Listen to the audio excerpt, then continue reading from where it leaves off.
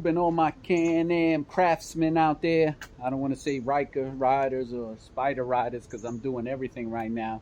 Got a Spyder coming in. We are going to add some rear lights, rear tail lights, or rear fender lights, and we're gonna put in an RLS exhaust to give them some sound coming out of that Spyder F3. So follow me and let's get busy.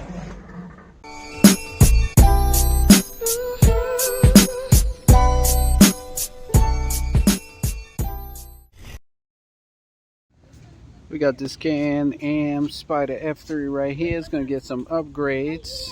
We're going to be doing the sling mod light kit for the back, and we're going to be adding an RLS exhaust. So what we're going to do is start working back here and removing all the parts we need to remove.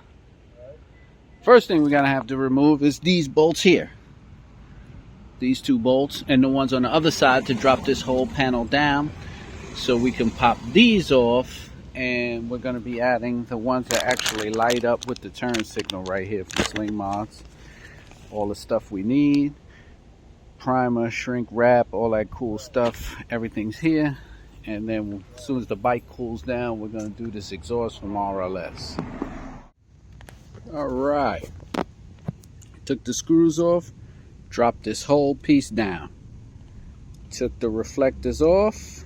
And we're going to measure the spot to drill to run the new wires for the reflectors that are actually turn signals. Make sure you put a towel down here because you don't want this to scrape the floor. Now it's time to start adding the deflectors. Okay, we drilled the holes right here to run the wires for this through. So we could put everything around down through the back. And then we're going to drill another hole to run the wires out to the turn signals. Okay, we ran the wires through the holes. We added the tabs. We ran everything through here. So clipped all the wires together. White, black, white, black. We're going to just seal everything back up. And I'm going to show you what the lights look like when we start up the bike. Alright, we just added the rear lights, and we just put on the, what is this, the Chaos? Crusher series on the Can-Am F3. We're going to start it up for the first time. Just a couple of things I left out, and I'll have a picture of it right here. The rear lights have two wires coming out of each, a white and a black. After you feed them through the holes that you drill, because you have to drill 2 holes in the side and then 2 holes in the back. After you feed those through, you attach the 2 white wires together, the 2 black wires together. Then you put them on the clips. Then you'll have 2 white wires on one clip, 2 black wires on one clip.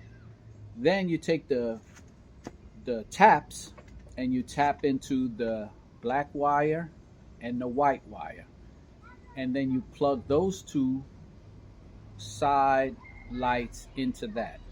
Now there's a lot of extra wire. Me personally, I just clipped it, shortened it, heat shrinked it, and put it back because it was way too much wire to put all that stuff in. I don't know why they gave that much wire. I don't know if it's supposed to be like a blinker kit or whatever, but way too much wire. As for the exhaust, real simple. It's a 14mm bolt. Opens up the clamp. You slide it off. It's in there with hooks. Slide the old exhaust off. Slide the new one on. Put the clips in. Real simple. So I just wanted to put that out there. There'll be a picture of it above. The exhaust is like super easy. It didn't even make sense to film it. But the marker lights or rear fender light, whatever they call it, that's exactly how it's done. I'll explain it. And you got to shove everything back in there, screw that door closed. 1, 2, 3. You got to take your license plate off, of course. I hope that helps. Okay, we got the sequential lights, we got the chaser lights, and we got the crusher RLS with the rear lights installed. This I was gonna say right.